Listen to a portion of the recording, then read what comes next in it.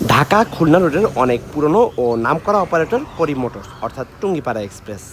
এই রুটে তারা নন এসি বাসের পাশাপাশি ইকোনমি ক্লাস এসি বাস ও বিজনেস ক্লাস এসি বাস দিয়ে যাত্রী সেবা দিয়ে থাকে। আমিও আজ কিছু সময়ের মধ্যে করিম মোটরসের একটা নন এসি বাসের সাথে খুলনা থেকে রওনা হব ঢাকার উদ্দেশ্যে। তবে চলুন আর দেরি না করে শুরু করে ফেলি আজকের ভ্রমণ অভিজ্ঞতা। এই মুহূর্তে ঘড়ির কাঁটা ভোর 4টা, আর এখন রয়েছে সোনারাঙ্গা বাস টার্মিনালে। মূলত এই জায়গাতে একেবারে নিস্তব্ধ আর মানুষজন একেবারেই কম। দু চারটা পাখির কিচিরমিচির আওয়াজ রয়েছে। আর যাদের মূলত ঢাকায় ভোরবেলা কাজ রয়েছে অর্থাৎ সকালবেলা, তারাই এই মুহূর্তে এখানে রয়েছে।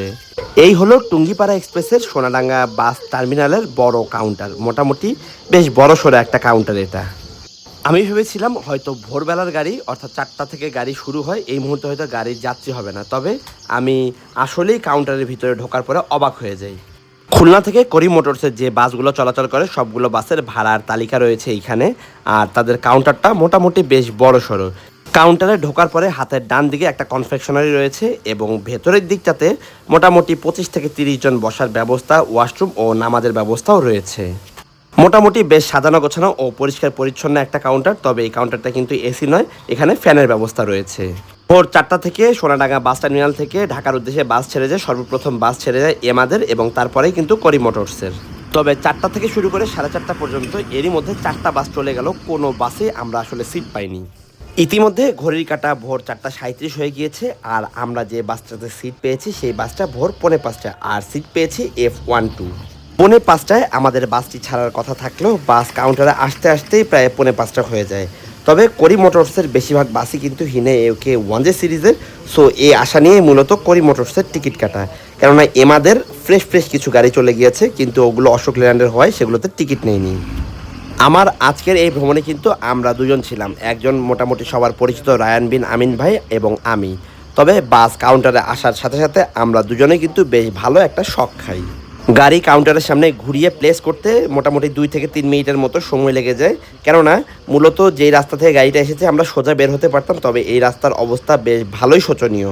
বিগত কয়েক বছর ধরে রাস্তার এই অবস্থা, যার কারণে বাস এই রুটে না যেয়ে একটু ব্যতিক্রম রুট দিয়ে যাবে, যে রাস্তা মোটামুটি বেশ ভালো।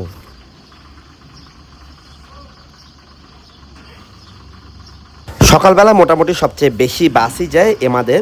মোটামুটি 4টায়, 4:10-এ, 4:20-এ, 4:30-এ, এরপর 4:45-টায় এরকম। আর করিম মোটরসেরও মোটামুটি 3টা বাস রয়েছে 4:45 পর্যন্ত।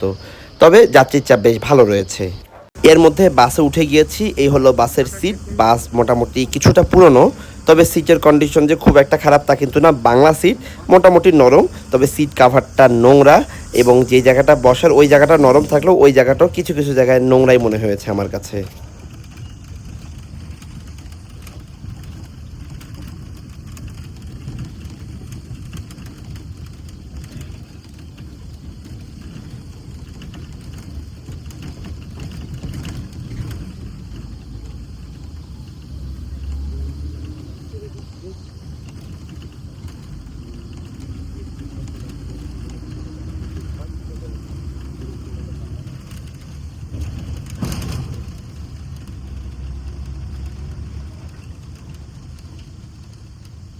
ভোর 4:50-এ বাস সোনাডাঙ্গা থেকে ছেড়ে দেয়। তবে বাসের কি কন্ডিশন আপনারা একটু আগের যে আওয়াজটা সেটা শুনলেই বুঝবেন। মোটামুটি যে রাস্তা দিয়ে এসেছি ওই রাস্তার কন্ডিশন কিন্তু ভালো, কিন্তু বাসের ভেতরে এত পরিমাণ ঝাঁকুনি আর এত পরিমাণ শব্দ যা বলার বাহিরে। খুব আশা নিয়ে উঠেছিলাম হিনো একে 1J সিরিজের বাস হবে, কিন্তু না, আসলে জাপানি বাস হয়নি। তবে বেসিক্যালি বাসের চেসিস কী ছিল তা পরে বলবো। তার মধ্যে বাসের যে কন্ডিশন সেটা দেখার পরে আমার আর বাসের সামনে বসে ভিডিও করার একেবারেই ইচ্ছে হলো না। তাই এবার চেষ্টা করেছি পুরো জার্নিটা আমি আমার সিটে বসেই আপনাদের দেখানোর জন্য।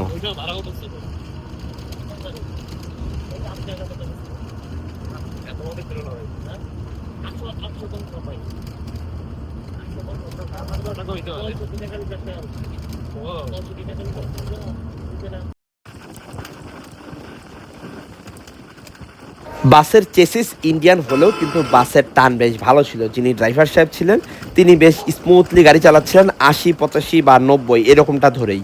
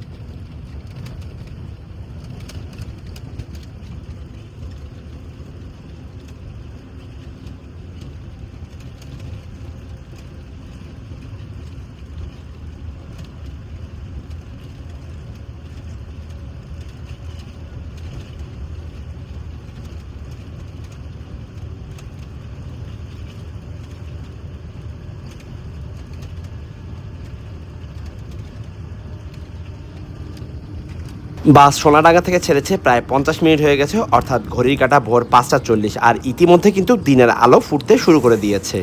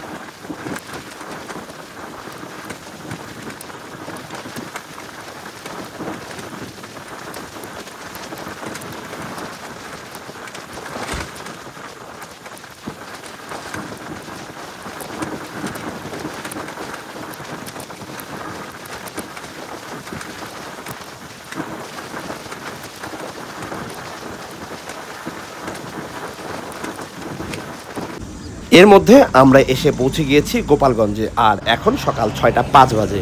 মূলত এখানে একটা ফুয়েল ব্রেক দেওয়া হয়েছে। টুঙ্গিপাড়া এক্সপ্রেসের বেশ কয়েকটা বাসই দেখলাম এই জায়গাতে, তবে কপাল খারাপ, মূলত সবগুলো বাসই কিন্তু জাপানি হিনো বাস ছিল।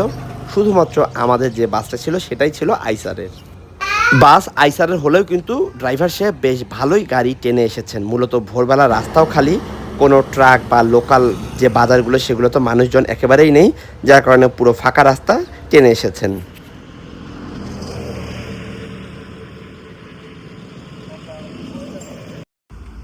7-8 মিনিটের ফুয়েল ব্রেক শেষ করে আবারও রওনা হই ঢাকার উদ্দেশ্যে। তবে গাইড সাহেবের সাথে কথা বলে যা বুঝলাম, ভোরের বাসগুলো কোনো হোটেল বিরতি দেওয়া হয় না। খুলনা থেকে ছেড়ে এই ফুয়েল ব্রেক ছাড়া আর কোনো ব্রেক নেই, একেবারে ঢাকার গুলিস্তানে যে লাস্ট স্টপেজ হবে এই বাসগুলোর।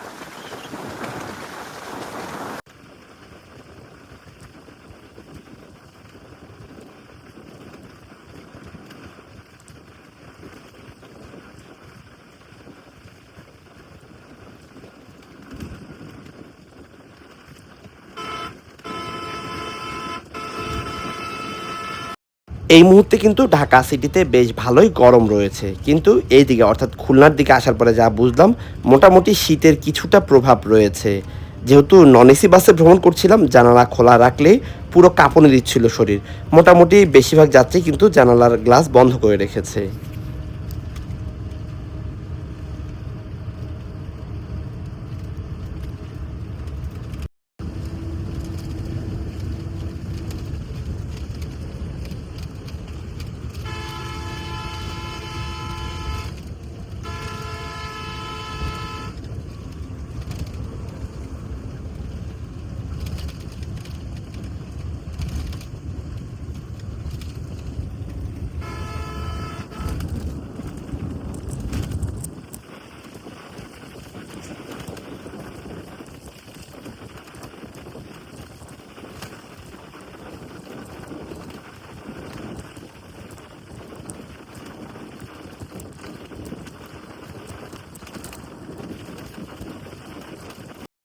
মোটামুটি সকাল 7টা 40 হয়ে গিয়েছে, আর এরই মধ্যে কিন্তু আমরা পদ্মা সেতু অতিক্রম করি ঢাকায় প্রবেশ করছি। রাস্তা এতটাই খালি ছিল যে গোপালগঞ্জ শহরের আরও আগ থেকে আমরা এই জায়গায় আসতে মাত্র 1.5 ঘন্টা সময় লেগেছে।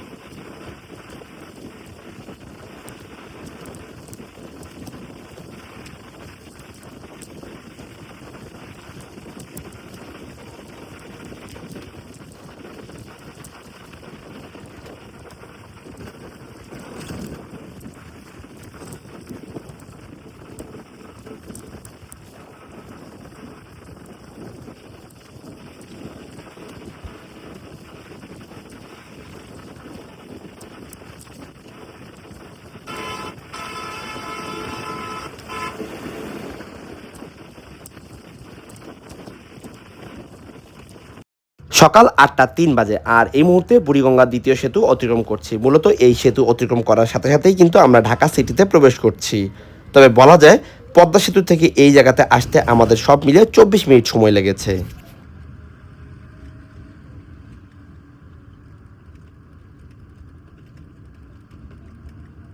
ধলাইরপাড় পার হয়ে আমরা মোটামুটি হানি ফ্লাইওভারে উঠে গেছি আর এই ফ্লাইওভার থেকে একেবারে গুলিস্তানে যেয়ে নামবো। মোটামুটি বলা চলে খুলনা থেকে ভোর 4:50 ছেড়ে এখন 8:15 মতো বাজে আমরা পৌঁছে গেছি গুলিস্তানের অনেকটা কাছাকাছি। অ্যাভারেজে বলা যায় যে প্রায় 3.5 ঘন্টার মতো সময় লেগেছে, তবে হোটেল বিরতি অর্থাৎ ফুয়েল ব্রেকটা যদি বাদ দিই সেক্ষেত্রে আরও 10 মিনিট মাইনাস হবে, অর্থাৎ 3 ঘন্টা 5 মিনিট বা 10 মিনিটের মধ্যে ঢাকায় এসেছি। সকাল 8:17 বাজে, ফুয়েল ব্রেক বাদ দিলে 3 ঘন্টা 17 মিনিট লেগেছে গুলিস্তান আসতে। যেটা দেখলাম যে করিম মোটরসের সকালে সবগুলো গাড়ি বেসিক্যালি পুরনো, তবে আমাদের বাসটা আইসার পড়লেও মোটামুটি তাড়াতাড়ি এসেছি, সিটগুলো বাংলা হলো, মোটামুটি কমফোর্টেবল। সব কিছু মিলিয়ে বলতে গেলে টুঙ্গিপাড়া এক্সপ্রেসের সাথে জার্নিটা খুব একটা খারাপ হয়নি, তবে জাপানি বাস হলে জার্নিটা আরও বেশি মনোমুগ্ধকর হতো। যাই হোক, আজ আর কথা না বাড়াই, আজকের ভিডিওটি এখানেই শেষ করছে। আবারও দেখা হচ্ছে নতুন কোনো ইনফরমেশন অথবা ট্রাভেল ব্লগ ভিডিও নিয়ে। ততক্ষণ পর্যন্ত সবাই ভালো থাকবেন, সুস্থ থাকবেন। শুভ বিদায়।